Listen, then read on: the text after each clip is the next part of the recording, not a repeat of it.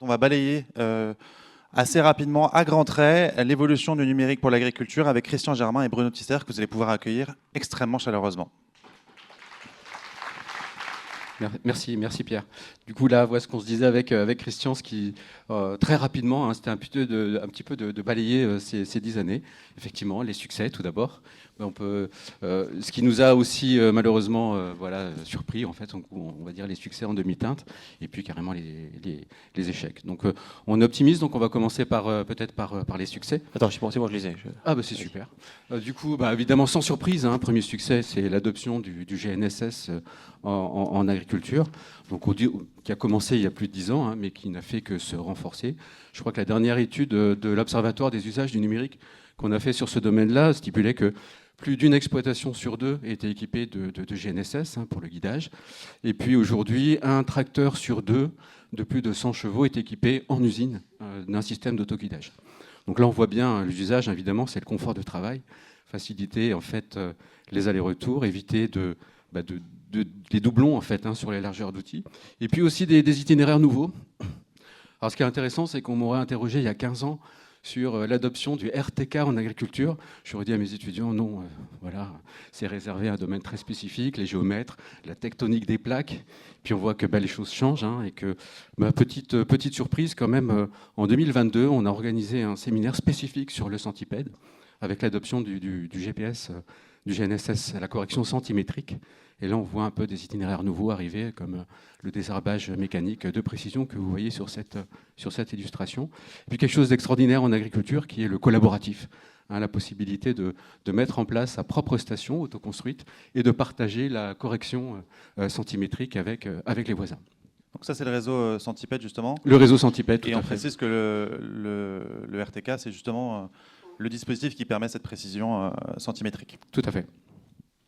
Alors tu vois, moi Bruno, je vais choisir une autre constellation, a priori, qui m'a frappé par son succès. C'est à travers le programme Copernicus, qui est un programme de l'Agence spatiale européenne. Il y a eu des satellites qui ont été lancés, et notamment les satellites Sentinelle-1, Sentinelle-2. Sentinelle-2, c'est un satellite optique qui passe sur toute la Terre, sur tous les 5 jours, et qui nous fournit des images gratuites. Et ça a complètement changé le jeu de la télédétection. Aujourd'hui, on est capable finalement de faire et de gérer des séries de données temporelles, donc des séries d'images qui nous permettent de capturer et de suivre la phénologie des plantes et des cultures. Et ça a complètement changé. Le fait que ces images soient disponibles, gratuites et systématiques, ça a permis de créer des services opérationnels, des services industrialisés aujourd'hui. Et ces services, ils sont entre les mains, non pas de purs acteurs de la télédétection, mais de sociétés de services et même du conseil agricole. Et ça a vraiment donc changé et complètement démocratisé l'usage des données de télédétection. On a fait des études aussi dans le cadre de la chaire là-dessus. Vous avez un exemple. Hein. Et puis aujourd'hui, c'est vraiment un des modes d'évolution de la télédétection. À côté de ça, on a toujours la course à la très haute résolution avec des satellites payants cette fois-ci qui donnent des images très coûteuses, mais avec des précisions de l'ordre de 30 cm, alors qu'on est à 10 mètres sur du Sentinelle. Mais ce sont deux mondes qui se côtoient et qui continuent de faire progresser le monde agricole. Merci Christian. Deuxième grand succès, je pense, c'est l'accès à la donnée météo, avec deux phénomènes concomitants. On va dire le développement des stations météo connectées que les agriculteurs s'approprient en fait. Hein. Donc c'est des Winat, c'est des Météus, etc. Et puis la possibilité de partager en fait cette donnée météo avec ses voisins aussi, puisqu'on a des stations connectées. Et puis aussi la libération de la donnée météo, notamment Météo France. Là, c'est plus récent, en 2024, mais je pense que c'est vraiment une révolution. Et la possibilité d'accéder gratuitement aux données des stations météorologiques de Météo France. Je crois qu'il y en a plus de 2000 sur le territoire français. Et puis aussi aux prédictions, hein, donc le système Arome, Arpège, avec des résolutions certes limitées, mais quand même accès gratuit aux prédictions météo. Et ça, évidemment, ça ouvre les portes, tout ce qui est modèle maladie, modèle de développement des plantes, hein, la phénologie, etc. Et donc une source d'aide à la décision pour l'agriculture. Alors je vais rebondir sur la démocratisation des données. D'abord en constatant que finalement l'agriculture est relativement préservée des GAFAM. Il n'y a pas de monopole de données par des très grosses entreprises, il n'y a pas de problème de souveraineté de la donnée, en tout cas une mainmise par un pays par rapport aux autres dans la donnée agricole. Bah évidemment, le drone agricole. Donc j'ai repris une illustration de l'Observatoire des usages du numérique sur des services finalement agricoles. C'était en 2016, je vois plus d'ici, il faudrait que je change mes lunettes. Ouais, 2016 et on voit que 2017. 2017. 2016. Non, 2016. Publication, j'avais dit 2017. Ouais, c'est ça. Sur, Mais voilà, les le résultat données venaient 2016. de 2016 et on voit que 15% des surfaces en fait étaient couvertes par le drone. À l'époque, c'était Airinov. Hein. Ça représentait à peu près 120 000 hectares pour des services liés à la gestion de la fertilisation. 3 années après, je crois qu'on refaisait une étude, il n'y avait plus rien, quoi. Donc, je veux dire, c'est la fin des services massifs par drone pour l'agriculture, pour plein de raisons, hein, raisons organisationnelles, raisons économiques, etc. Toutefois, le drone, il retrouve sa place, hein, il a retrouvé sa place en agriculture, sur des, je pense que Gilbert nous en parlera, hein, mais sur des cultures à très forte valeur ajoutée, ou sur sur les semences, la sélection variétale. Et puis aussi, on le revoit apparaître sur l'épandage de produits de biocontrôle dans des situations très délicates. Et la détection d'adventisme également. Et la détection d'adventisme, tout à fait. Alors moi, je vais parler d'une autre technologie, cette fois-ci, qui a vraiment rien à voir. C'est la blockchain. Et donc, une certaine déception sur la blockchain. Alors, la blockchain, vous la connaissez essentiellement à travers le Bitcoin. Hein. C'est la technologie sous-jacente à ces nouvelles monnaies numériques. Mais c'est surtout une technologie qui permet d'enregistrer de la donnée de façon fiable, de façon sécurisée et sans avoir affaire à un tiers de confiance. C'est ça qui change. On n'a pas forcément besoin d'une structure d'un tiers pour pouvoir certifier ces données-là. Et donc forcément, il y a eu un fort engouement dans le monde agricole sur ces données-là au départ, où on espérait beaucoup, notamment pour des questions de traçabilité, où on a besoin de cette confiance, et également pour des gestions de contrats. Pour autant, il se trouve que dans le monde agricole, c'est pas tant répandu que ça. Il y a quelques succès, mais pas à la hauteur de ce qu'on pouvait imaginer. C'est pour ça qu'on le classe plutôt dans les déceptions. Et ce, probablement parce qu'il y avait déjà les tiers de confiance qui suffisaient et qui faisaient encore en sorte que les services, finalement, ils étaient opérationnels et ils n'avaient pas forcément besoin de cette nouvelle technologie. Je pense que c'est une des explications qui fait que, bien que la technologie existe, qu'elle soit aujourd'hui mature, elle ne s'est pas tant développée que ça dans le monde agricole. Merci Christian. Donc, deuxième cas, les capteurs piétons pour le végétal. Alors, il y en a. Hein, on a toujours nos pinces qui permettent d'estimer le statut azoté des plantes. Il y en a, je crois, à peu près 5000 opérationnels en France hein, pour développer des services. Mais quand même, des grands rendez-vous manqués. J'ai mis 2 exemples. Hein, le Spectron, qui permet d'accéder de manière non destructive à des caractéristiques qualitatives, notamment là, par exemple, sur le raisin. Donc, mesure du sucre, mesure de l'acidité, mesure du pH. Et puis un autre grand rendez-vous manqué, hein, la fluorescence, et notamment la pince du Alex, qui permettait justement par la fluorescence d'accéder à des informations auxquelles on ne pouvait pas accéder autrement. Chlorophylle, des indices de stress, notamment à travers la flavonol ou les phénols. Et du coup, voilà, pour moi, c'est 2 grands rendez-vous manqués, parce que pour l'agriculture, en fait, Force A, hein, qui a plié boutique, avec un grand savoir-faire au niveau de la fluorescence, cette technologie-là, malheureusement, n'est plus disponible aujourd'hui pour l'agriculture. Et on a perdu, en fait, ce savoir-faire. Tu sembles la regretter dans le sens où elle était, selon toi, efficiente d'un point de vue technique, technologique, et voire même l'information associée utile, mais pour autant, l'usage n'a pas su se faire, et le modèle économique n'a pas été trouvé. Alors certainement le modèle économique. Alors tu dis l'efficience, il y a une publication qui a été faite cet été par des Suédois. Hein, c'était pour tester tous les capteurs piétons permettant de faire une préconisation sur la fertilisation en grande culture. Alors ils y sont allés à l'œil suédoise, hein, ils ont pris tous les capteurs existants, ils les ont testés, ils les ont comparés, etc. à plusieurs stades phénologiques sur du blé, je crois. Et le capteur qui arrive en tête, c'est le Dualex, malheureusement. Qui n'existe plus, ou en tout cas qui existe Qui encore. n'est plus commercialisé. Qui n'est plus commercialisé. Voilà. Et pour moi, la perte, c'est plutôt la perte de savoir-faire, en fait. Hein. C'est-à-dire que c'est une technologie, pour la remettre en scène aujourd'hui, il faudrait 10 ans de R&D qui sont perdus, en fait. Mais probablement les alternatives, finalement, ont suffi, ou visiblement suffisent, en tout cas du point de vue du marché. Alors, je vais parler maintenant de l'interopérabilité. C'est le marronnier de la chaire agrotique. On en a parlé probablement de la première réunion de la première version de la chaire. C'est un sujet sur lequel je crois qu'on peut encore parler pendant un bout de temps. En fait, alors je ne parle pas d'Isobus parce que Isobus, c'est une norme qui existe, qui est opérationnelle, qui permet de brancher à peu près n'importe quel dispositif électronique sur n'importe quel engin, sous réserve qu'il respecte cette norme. Ça, c'est plutôt un succès. Mais je parlerai plutôt de l'interopérabilité vis-à-vis des logiciels. Si je prenais le parallèle avec Windows, quand un fabricant d'imprimante fabrique une imprimante, il ne se préoccupe pas de savoir si ça va fonctionner sur un logiciel de comptabilité ou sur un logiciel de gestion d'autre chose. Et de la même façon, quand un développeur de logiciel de compta développe son logiciel, il ne se préoccupe pas de savoir sur quelle marque d'imprimante on va utiliser le dispositif. C'est ça l'interopérabilité. Et sur Windows, il y a un standard qui existe et qui fait que les constructeurs développent dans les bonnes conditions pour que ça marche.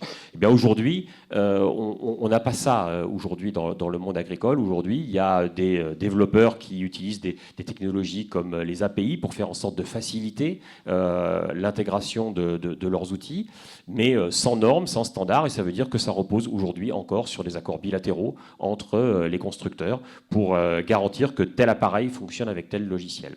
Donc ça, c'est un peu décevant. La route est encore longue pour aller jusqu'à l'interopérabilité, mais ça pose des problèmes qui ne sont pas techniques, qui sont des problèmes financiers, c'est-à-dire qui paye, parce que ça coûte cher de faire de l'interopérabilité, et puis des problèmes probablement aussi de stratégie. Donc voilà, il y a encore du boulot dans ce domaine-là. Mais la comparaison avec Windows, elle est intéressante, c'est qu'il n'y a pas l'équivalent de Windows qui serait, on va dire, le logiciel socle sur lequel chacun viendrait se brancher. Oui. Donc finalement, ne pas avoir de GAFAM dans le secteur agricole... Ça, pour le coup, là, ça pénalise un peu. Parce qu'il n'y a que deux solutions. La normalisation, et pendant des années, Gilbert pourra en témoigner, ça veut dire qu'il faut se mettre autour de la table pour essayer de faire émerger quelque chose, ou le standard. Et le standard, ça veut dire qu'on a un acteur majeur qui dit c'est comme ça, et qui siffle à la fin de la récréation. Voilà. Les succès mitigés, Christian? Allez, on est parti. Premier succès mitigé, c'est la modulation intraparcellaire, où en fait, voilà, c'était pourtant le fer de lance de l'agriculture de précision, du numérique, du développement du GNSS en agriculture. Et là, en primeur, j'ai repris quelques chiffres de l'Observatoire des usages. La dernière infographie qui va sortir cette semaine, voilà, qui a été élaborée récemment. Et on voit qu'on a fait une enquête sur 11 coopératives, ce qui représente à peu près 70 000 agriculteurs. Et aujourd'hui, seulement 2% de leurs agriculteurs finalement modulent, et majoritairement la fertilisation, pas le semis, pas la fumure de fond, c'est majoritairement la fertilisation azotée. Voilà. Donc, alors les raisons, elles sont multiples, complexité, difficulté à mettre en œuvre, difficulté à voir quel est le retour sur investissement, ou en tout cas l'intérêt à moduler. Autre sujet, mitigé également, réseaux sociaux agricoles. Ce que j'entends par là, ici, c'est le fait qu'il y a 10 ans en arrière, il y a eu quelques tentatives de création de réseaux spécifiquement agricoles. Et au final, il n'y a pas eu vraiment de succès dans ce domaine-là, tout simplement parce que finalement, les agriculteurs se sont appropriés les réseaux qu'on va qualifier de standards. Vous avez tous les logos ici, X, Facebook, YouTube, Instagram, LinkedIn, etc. Et donc, en fait, ils se sont emparés de ces dispositifs-là et ils sont devenus de véritables influenceurs qui, dans certains cas, finalement, presque concurrence ou prennent presque la place du conseil agricole, en tout cas une place à côté, peut-être complémentaire aussi du conseil agricole, et donc qui ont fait qu'il y a un véritable engouement et un succès vers ces influenceurs, vers ces agriculteurs, youtubeurs, etc. Alors, pour autant, oui. N'oublie pas WhatsApp, peut-être. Oui, tout à fait. Oui, j'aurais dû le rajouter dans les logos. Oui, c'est vrai que j'aurais pu. Je ne suis pas le grand spécialiste des réseaux sociaux, mais effectivement, il en manque certainement, et WhatsApp à l'évidence. Alors, ça compte pas les outils de collaboration, parce qu'il y a aussi beaucoup d'outils de collaboration spécifiques qui ont été créés là, ici, et qui eux aujourd'hui permettent de travailler en co-farming, d'échanger, de vendre, de commercialiser, etc. Il y a un contre-exemple aussi, peut-être, c'est la plateforme Triple Performance. Qui est une sorte de wiki de l'agriculture, qui est plus ou moins collaboratif, mais qui en même temps œuvre à la diffusion de connaissances à partir de témoignages agricoles, et qui est particulièrement, qui est en train de bien émerger, effectivement, oui, tout à fait. Autre succès mitigé, la robotique en production végétale. Je dis bien en production végétale, parce qu'en production d'animal, elle est bien développée. Je crois qu'à la même époque, l'année dernière, ici, pas dans cet amphi, mais dans l'amphi à côté, il y avait un gros séminaire justement avec une grosse question. Comment réussir le passage à grande échelle de la robotique en agriculture, en tout cas en production végétale, et c'était une vraie question qui était déjà identifiée. Juste pour illustrer, je vous ai mis sur la droite, deux illustrations. J'ai l'honneur à l'Institut Agro de faire le premier cours en amphi, c'est l'histoire du machinisme agricole. Et la courbe que vous voyez en haut a été publiée en 1959, et vous voyez l'évolution de l'immatriculation des tracteurs. Alors, si vous reprenez de 1948 à 1958, 10 ans, c'est 400 000 tracteurs. Alors certes, il y avait 2 millions d'exploitations à l'époque, mais si je ramène au nombre d'exploitations aujourd'hui, ça serait à peu près 80 000 tracteurs. Voilà. Et en parallèle, je vous ai mis une illustration de l'Observatoire des usages du numérique agricole. On a fait 2 études, une en 2018, une en 2023. Et on est passé de 100 robots agricoles en production végétale à 600. Donc on n'est pas du tout sur la même trajectoire, sur la même courbe. Et pourtant, la technologie est mature. On arrive à faire des robots. Il y a plus de problèmes. Je veux dire, la plupart des verrous, je pense, ont été levés grâce à des développements technologiques plus ou moins récents. Et du coup, je pense que le problème est ailleurs. Problème de rentabilité, problème de coût, problème d'organisation de la filière, problème également de support, problème de techno, peut-être qui sont pas assez connus, en tout cas pour assurer la maintenance, le développement, le suivi, l'accompagnement des agriculteurs. Beaucoup de questions, en tout cas, sur la robotique. Et puis j'ai peut-être gardé le meilleur pour la fin, c'est l'intelligence artificielle. C'était difficile quand même de passer à côté de ce sujet.